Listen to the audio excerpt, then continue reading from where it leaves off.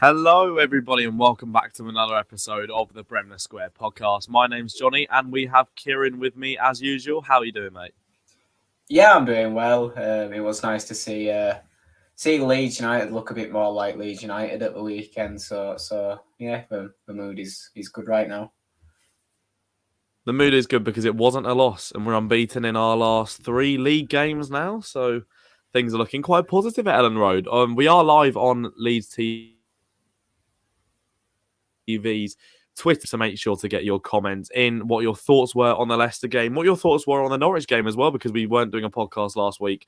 So make sure to get your thoughts on Leeds United at the moment as we head into another international break, but it's the last one for a long while, which is good. It's worth off saying before we start, you probably have noticed there's been two of us for the last couple of weeks, and that's because of the sad news that Max has left the podcast. Not on bad terms, it must be said. He's moved on to, we're not going to say bigger and better things. We're not going to put ourselves down, but he's doing some commentary. Best of luck to Max. And it'd be great to get him back on the podcast, actually, again, for maybe a couple of episodes back end of the year, see how he's doing and, make sure the viewers can see him again. But on to the Leicester game, Kieran. A 1-1 draw before the game. We're taking the point, aren't we? Yeah, I mean Leicester haven't looked that great this season. Not the side that they have been for the last couple of seasons, but you still look at that Leicester team and there's great players in there, and I'm sure they will get back on track and get climbing that table. So yeah, we knew it was a tough fixture going into it. I think people would have taken a draw as a good result, even at home. And last season it was a defeat at home against Leicester, actually, wasn't it? So using your points differential thing that you were calculating for the first few weeks, and we've gained a point on last season there. So a decent result all in all. But I think the main thing was that the performance was much improved. I think going off that points differential thing, like it was 4-1, wasn't it, when we lost? I think it was around this time last year. I think it was where we lost, and then we just lost to Crystal Palace again 4-1 as well. I think we're only 3 points worse off this season than we were last. I think it's just the fact that like Wolves and Brighton and Palace are doing so well as well that maybe our start to the season isn't looking as good. We have our first comment of the day. Make sure to keep them coming. Mark played good. Some expert analysis. Thank you there very much from Mark. And, well, I think we played good as well, to be honest, Kieran. And we were a bit unlucky not to get the 3 points, weren't we? Yeah, we were the better side on the day, and that's the only... I mean, it shouldn't be a disappointing aspect that we were the better side, but it's kind of like, it feels a bit like 2 points dropped in the fact that we did have more of the ball. We had more of the ball in attacking positions. We even created some quite good chances as well, some rather clear-cut chances. And when you look at those, then we should have taken the 3 points, really, and it does feel like a bit of a missed opportunity because of that. But the performance was much better. The intensity was there across the park. Leicester looked uncomfortable with his press, and that's something that I've been disappointed at this season, is that clubs have teams they haven't looked as uncomfortable playing against Leeds United as they did last season. They've had a bit more joy playing rounders, or they haven't tried to play rounders have gone long, but they've caused us problems going long. And to force that discomfort out of the opposition. I mean, the amount of times we're just winning the ball back so quickly because of loose passes that were created by the energy and the effort that was going into the press by the Leeds players. That was really nice to see. And, if we carry that on in more games and make more teams just constantly give us the ball back, we're going to make them pay eventually. We are, and I think part of that press actually was Rodrigo. I don't know about you. I thought that was one of his, without scoring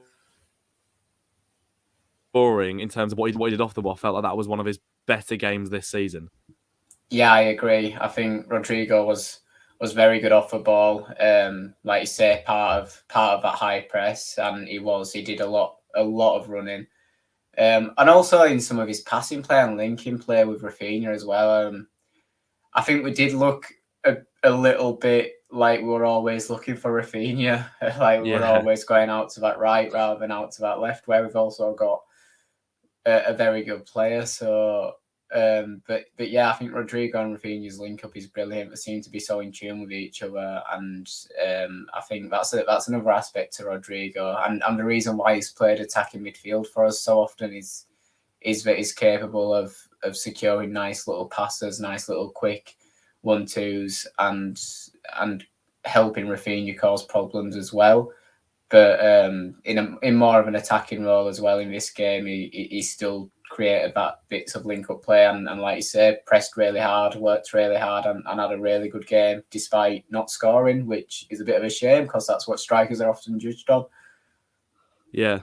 No, I certainly agree with you there. And when you look at that attacking front four, as much as we don't have Bamford there, when it's Harrison, James, Rafinha, and Rodrigo, that front four costs a lot of money, like a lot of money. We can't really be saying, oh, we don't have our full squad because Bamford's not there and Dallas can't move up to midfield and Click was on the bench. You know, we do actually have a very good attacking lineup. Rodrigo never seems to be playing as a striker, and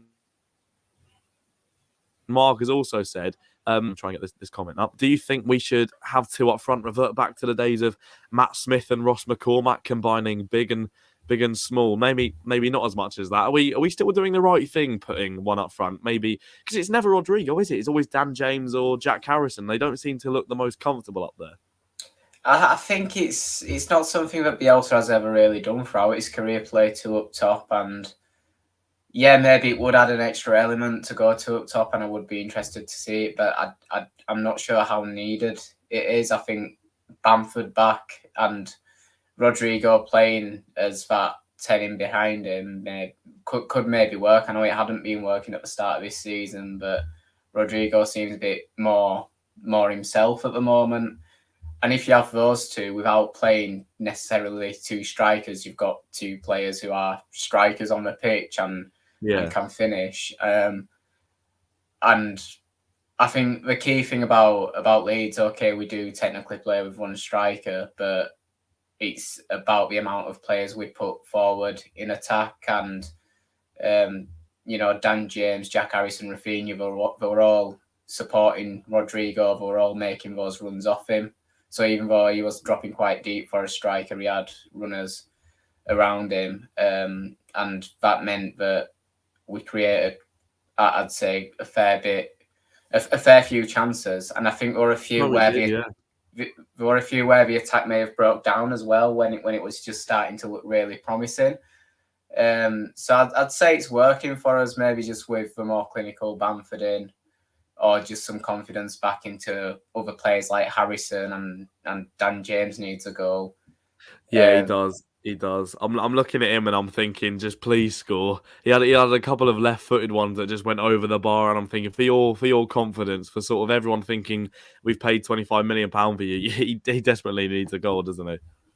Yeah, I've seen quite a few people criticise Dan James, and to be honest, I want to play devil's advocate because the popular opinion is at the moment Dan James has been a bit of a waste of money, and I want to say the good things about what he did first. He was a huge part of why that Leicester defence was so uncomfortable, because he closed them down so quickly. And I can think of quite a few where it was Dan James running them down where it's forced a mistake, or sometimes he's actually nicked a ball for himself. Yeah. So, yeah, the press was very good. The work rate was very good for Dan James. But people are right in thinking we do need to see some end product for him, because we have paid £25 million for him. And at the end of the day, he can't just justify a place in the team by having a good work rate, being able to run fast, being able to put people under pressure and forcing mistakes from players. If he's then making a lot of mistakes himself in an attacking sense, in leading to his attacks breaking down, he's also making mistakes. Yeah, that's the thing. And a lot of people, his final ball, I think, needs to improve. And I thought we saw that decision-making against Arsenal, where he could have gone like right to Rodrigo, but he went left to, I think it was Dallas or someone like that. I've seen a lot of people criticising Harrison as well. I thought he might have been back to the sort of heights that he was last season, just without providing the goals and assists. Not the height.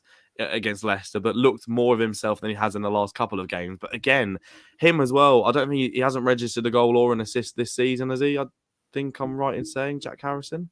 I thought I remembered him having a decent start to the season and then trailing off. I don't know. I think at the very start he may have got something. I don't know for certain. I'm pretty sure he hasn't got himself on the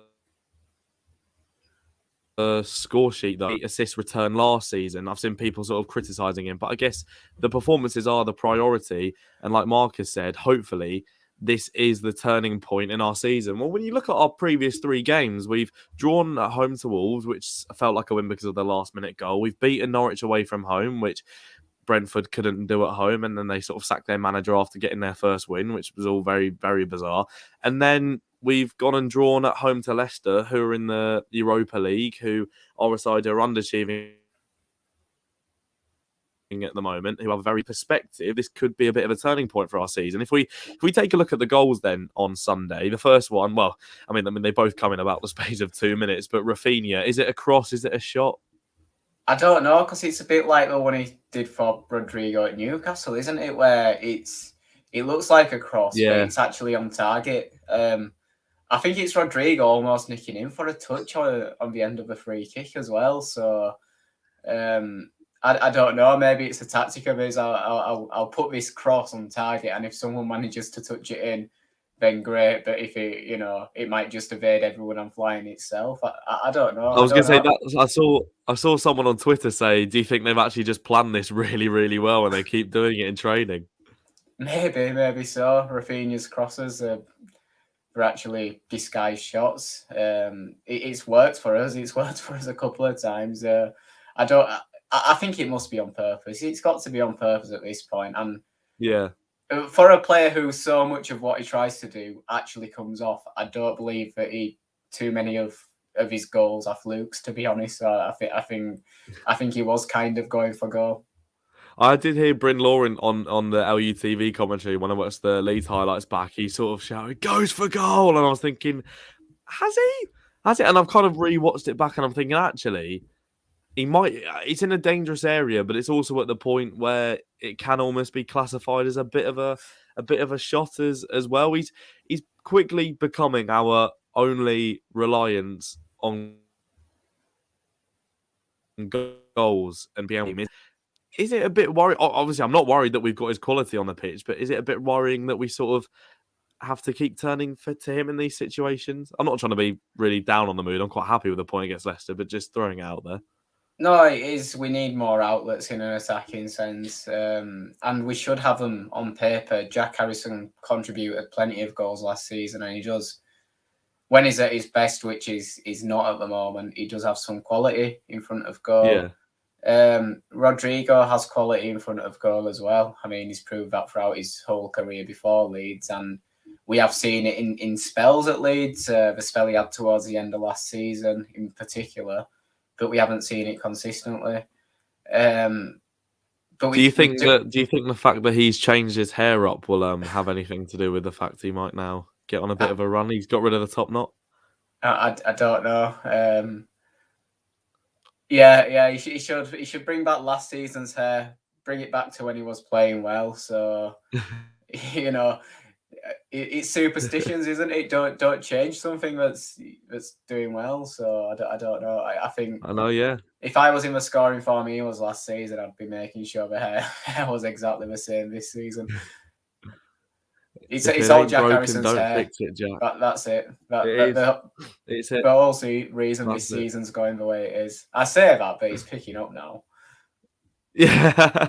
I was going to say, well, maybe it's the fact that he changed it back to how he had it in the promotion season is the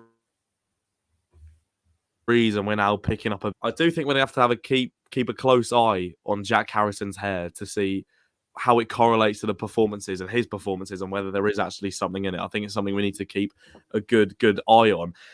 Couple of minutes later from kickoff, on like the Sky Sports highlights on YouTube, you conceded early when they're showing Leicester kick off for when they've conceded, and then Harvey Barnes bends to be fairness to him, is a very, very good strike. He got his customary goal against Leeds. He does like scoring against us, doesn't he? he's not been having a great season so far either, as Harvey Barnes. He's a great No. player. I do rate him highly. He's a great player, but he's had a bad start to this season. But yeah, I trust it to be Leeds that he got his shooting boots back on and announced himself for the season. I like him as a player, so it's annoying it's come against us, but hopefully he goes on a bit of a run now against other teams, take some points off other teams. Yeah. Yeah, the goal, the way it came about, it's an incredible goal. It is. It really is an incredible goal, and there's not much we can do about it. But it's just the fact that we've done pretty much the same thing as we did against Norwich in conceding within a minute of going ahead.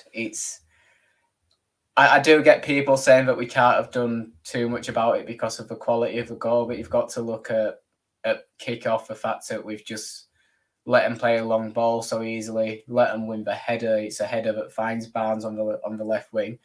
From then on, that's when there's not much you can do. Maybe you can close him down better, but his footwork is really good to create that space for the shot. So you're asking a lot of Stewie Dallas out on the right-hand side to anticipate that. But yeah, I just think, I don't know if we've switched off. Like I say, the goal was of extreme quality, so it is difficult to say we switched off, but it isn't a good trait to just concede straight after scoring. I remember one of the managers I've worked with in non-league, being the media person at football clubs, used to always remind me of the 5-minute rule, that goals are scored within 5 minutes of other goals or within 5 minutes of halves ending and starting. So yeah, you've got to ride out that 5-minute period. That's the rule. You've got to ride out that 5-minute period, because that's when they're going to come at you with a big response, and we haven't even rode out 1 minute. Yeah. We barely rode out that 20. I was watching the game via a method where the quality of the picture wasn't very good, and I've seen Harvey Barnes cut inside on his right foot, and I've gone, oh, that looks like it's gone near the corner, but I can't really see where the ball is at the moment, A, because the quality is not very good, and B, the sun was shining at Ellen Road, and I was thinking, look, I can't see where that's gone, and I've just seen him sort of run away from where he originally shot, and then the camera's panned on him celebrating. I thought, oh, that's gone in, hasn't it? That's gone in. I've looked back at the replay, and fair play to Harvey Barnes.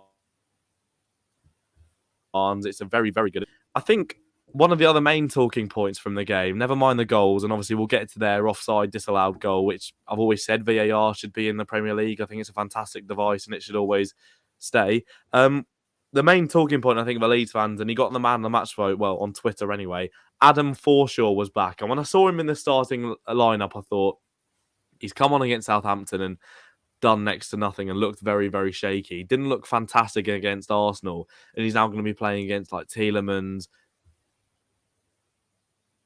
Vardy, Barnes, I think, for a bit of a hammering here. But Adam Forshaw proved everybody wrong, and he was phenomenal, wasn't he, Kieran?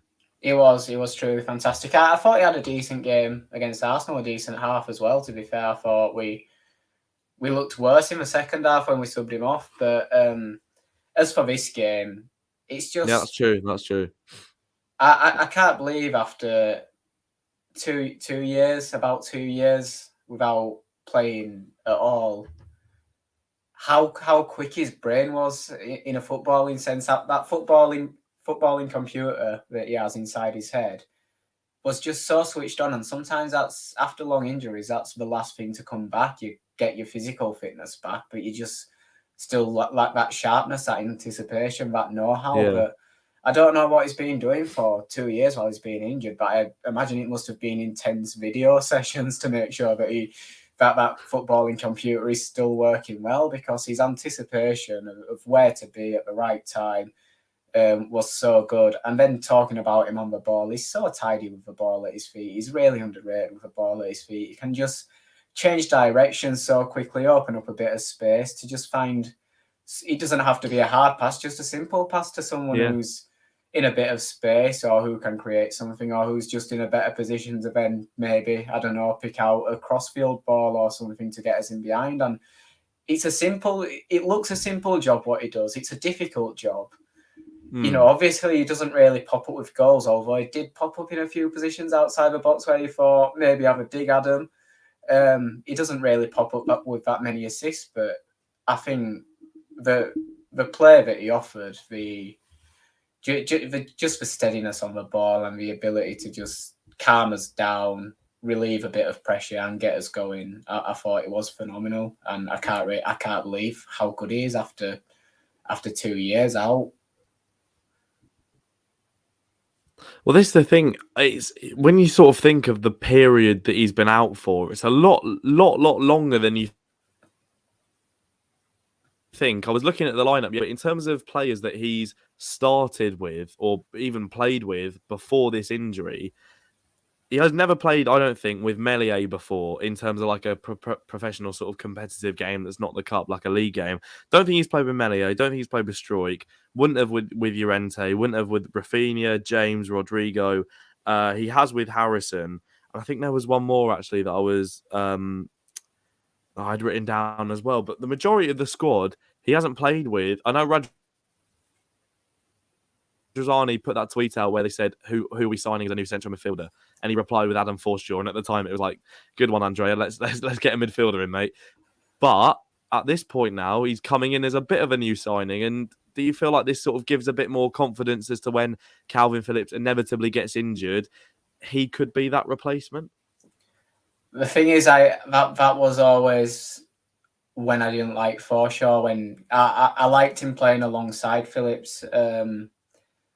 I never liked him stepping into that Calvin Phillips role. I think maybe he could do a better job than other players. Then we don't have to. I mean, we ended up playing Struijk out of position at left back anyway. But let's say Struijk, who usually steps into that role, doesn't have to step into midfield. He can stay in the back four.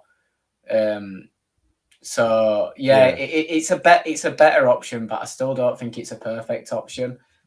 I do like Adam Forshaw. I'm glad he's back, especially based on that performance, and I think he's got a lot to contribute for us this season.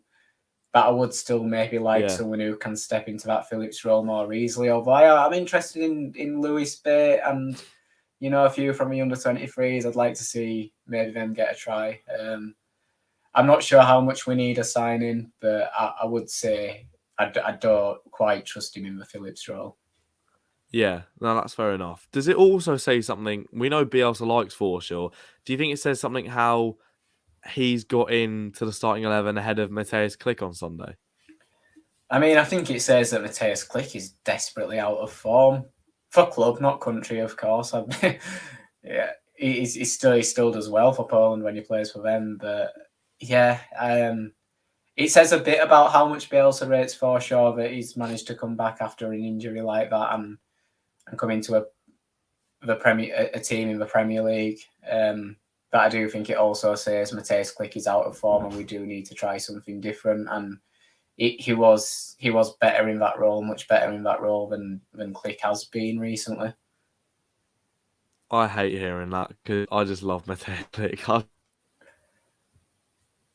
I've got some up and realised that actually he may not be the man that he was a couple of years ago, and maybe he's just very much out of favour. If I wasn't a Leeds fan, I'd be looking at it going, he should be nowhere near the starting 11. But I've just got something for him that I really, really want it to work. And I just want to have the whole of the Kop and the South Stand chanting Klich is scoring goals. Did you see him? Did you see Klich after Norwich? Who was like firing balls into the sort of empty net after the game? Yeah, my fans stayed behind to cheer him on for a bit, didn't they? I still think we haven't seen. I still think we haven't seen the last of Mateusz Klich playing well for Leeds United. I just think it is one of those. He needs to drop out the team. He needs a reminder that the current form isn't good enough. Maybe a bit of a rest as well. But I remember him having a bit of a lull last season, and then he came back for a bit and started to perform more towards his best. So maybe it is he just needs that rest again, and I do still think he's got something to offer for Leeds United for definite. I hope he does. Like I say, I've got a very, very nice affiliation with Klich. But as we move on, we're into the international break, and it's not the best time for football fans, is it really? I mean, I enjoy watching England in the Euros, in the World Cup, but in these friendlies, I'm not exactly the biggest fan. I'm just trying to also pull up our fixtures as to who we've got after the international break. Spurs away, Brighton away, Palace at home, Brentford at home before that dreaded run of Christmas fixtures, which could sort of make or break the season as to not really relegation, but in terms of how far up the table we do finish. It's good to go into these sorts of games, though, Kieran, isn't it? The sort of Spurs away, Brighton away, we never do well historically with the form that we're in, because the start of the season aside, these last 3 games have actually been very, very positive, haven't they? Yeah, they have. They've been much better. I'm not sure about the level of performance against Norwich. I still think that was some way off, but we got the win, and that was the most important thing there, just to get the win. But the performance against Wolves for the majority of the game, and this performance against Leicester, which I do think is the best footballing performance of the season, the most we have looks like the side of last season. They do give us much more confidence going into these fixtures, and Spurs is a little bit of a free hit because it's away from home. Remembering what happened at, what do they even call it now, the Tottenham Hotspur Stadium last season. You know, it's not going to have much expectation on it, but we have got a team that's confidence does seem to be growing. So it's nice. It's a little free hit, but also one where we might be able to nick something. And then we've got a few fixtures coming after that where, okay, they're not easy fixtures, but looking at that December, it's just fixtures where we do really need to pick up some points, just get some points on the board. So yeah, it's a good time for us form to have picked up because we are approaching a crucial part of the season. I don't know about you. Obviously, don't want to be looking ahead to Christmas now and sort of previewing those games, but having Chelsea away, City away, Arsenal at home, Liverpool away, Villa at home over that Christmas period sort of makes that idea of football at Christmas just 10 times more exciting. You know, those games where realistically anything can happen because teams are playing twice in 3 or 4 days. The magic of that, I don't know, there's just something about it. One of those games has been moved. Well, quite a few of them have been moved for TV rights. On Boxing Day, I don't want to say our Boxing Day lunch is going to be ruined, but for fans as well, it's a bit of a tough ask. 12:30 on Boxing Day. Yeah, I mean, I've seen one of the fixtures in the Championship recently that got moved by Sky. That was, I forgot what the fixture was, but it was just someone from the south of England going to the very north of England at midday, and it shouldn't really happen. Really, I don't think. Yes, you know, football should be broadcast, and there should be games moved for broadcast. You know, because not everyone has the opportunity to be in the stadium, and not everyone has the money, or you know, some stadiums are just sold out pretty much every week, like Elland Road. So yeah, I'm not against football being broadcast, but I'm just against the rules for broadcasters being that they can just do whatever they want with fixtures, and with no consequence or no regard for the fans that do want to travel to that fixture, because the travelling fans, they don't mean much to the broadcaster, and that means that they're not really part of the consideration, I don't think. And that's why we end up with ridiculous things like this. But really, it shouldn't happen. They should be, when they're sitting around those tables at Sky or BT and they're selecting these fixtures, you just think, without even regulation being in place, there should be someone in that room that says, we can't send Bournemouth fans up to Middlesbrough at midday, or Cardiff fans to Sunderland. I mean, Cardiff won't play Sunderland, but you know what I mean. There should just be that voice in that room, because I don't see how it passes. Like, it just passes by so many people that what we're doing is putting some real stress on people's day. No, yeah, I get what you mean. And to be fair, Liverpool Leeds is probably a little bit better as a 12:30 kickoff than like Newcastle, Southampton, and the Saints fans travelling up to somewhere like that. Obviously, it's not ideal. I just think I was going to chat with my advise them, yes, but imagine if all the Boxing Day games were at 3 p.m. That would just be fantastic. It's just, I don't know, like it's like the last game of the season when they're all the same kickoff time. Just that sort of second day a year, just having that would be a lot nicer. Kai Sherlock, I'm just trying to pull this comment up now. Yep, there we go. Kai Sherlock said, is Bamford in the squad? Well, he does do the Manchester TV channel, so obviously hasn't seen the injury list. Bamford is not in the squad, not in the England squad, not in the Leeds squad at the moment, because I don't want to say this could turn into a bit of an Adam Forshaw saga where we don't see him for the next couple of seasons. But I'm getting a bit worried that he's not sort of anywhere near the squad at the moment. Hopefully these 2 weeks are a bit better for him. Yeah. We've always been quite secretive with injuries, haven't we? We don't really give away that much information of when they'll be back. What happens is they do give away the information of when they're back, and it is when they're due back the next game. It's like you'll go for a few weeks, you'll have forgotten about the injury, and then it'll be like, oh, and Junior Firpo's available for this weekend, and it's like, oh, I forgot Junior Firpo was out. Brilliant. Yeah. But then with Adam Forshaw, that turned into quite a ridiculous saga where he was never back. They'd do that announcement when he was on his way back to fitness, and then he'd have another setback. So yeah, I know. I don't know. I'm not too scared. I'm not reading too much into it at the moment. I don't think they ever gave a timescale on Bamford, so we never really knew what the timescale was. So until it's been 2 years, I'm not getting concerned. I was just gonna say, I'm when Bielsa does his press conferences, I used to really sort of look forward to him. Now it's just like I dread to think what names get brought up as he's not going to be there, he's not going to be there, and I literally wake up because they're doing them quite early recently, and I wake up and it's just like, yeah, Bamford's still not there, Ayling's still not there, Koch definitely isn't there, Firpo might be there, Shackleton might be there, and the might be there kind of means won't be there, and it's just I just see these injuries building up. But again, the positive is we